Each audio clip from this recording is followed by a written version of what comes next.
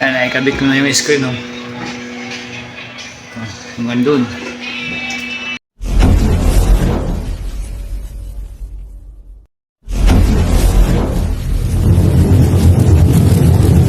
Alright mga budingding, meron naman tayong ginagawa ito mga budingding.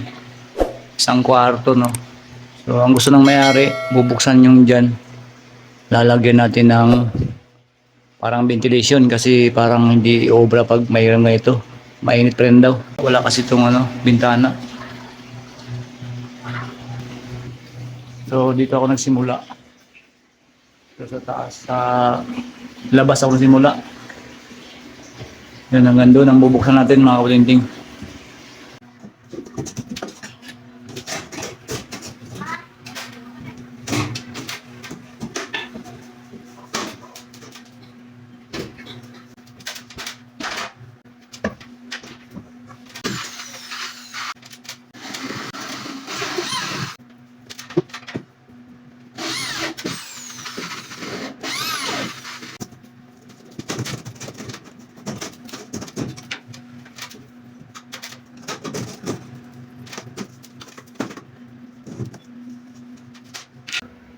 Yan yung ating nabuksan, no?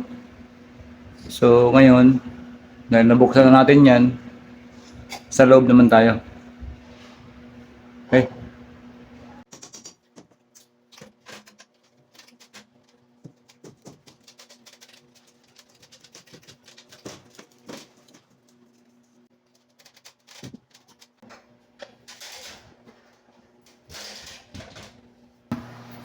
Yan ang naging resulta mga katingting. Bukas na yung ating babaw. So yun. Yan ang ating lalagyan ng screen dun sa kabilang side sa labas. Ay para umaliwalas tong kwarto na to kasi nga makulob siya. Walang ibang source ng ventilation.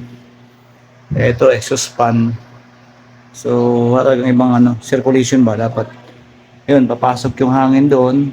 Kaya ganun dito. Parang ganun siya may circulation para hindi masyadong mainit yung kwarto na to. Okay. So, nakatira ba ito mga budingding? Estudyante. Estudyante siya, ayan o. May mga, dito, kumbaga, siguro patandaan yan.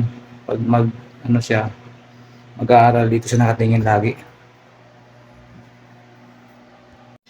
Ayan mga budingding.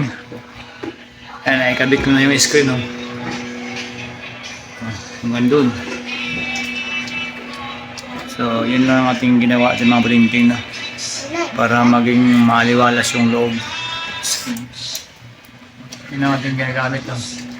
Dito po siya.